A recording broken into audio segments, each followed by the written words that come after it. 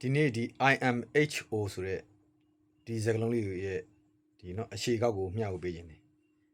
IMHO သူကဒီအတူကောက်ပြောတာပေါ့မှဒီအသုံးနှုန်းထဲမှာပေါ့เนาะသူကဒီလို line ပေါ်မှာသုံးကြတယ်ပေါ့เนาะ IMHO ဆိုတာ in my humble opinion in my honest opinion ပေါ့ HUMBLE humble ပေါ့ပြီးတော့ HONEST honest opinion OPINION opinion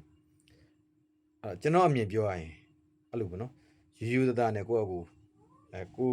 အတွေးအမြင်ကိုပြောတဲ့အခါမှာ IMHO လို့အတူကောက်သုံးကြတယ် in my humble opinion in my honest opinion ပေါ့ဒါဒီစကားလုံးလေးရဲ့အဓိပ္ပာယ်ကိုမျှဝေပေးတာဖြစ်ပါတယ်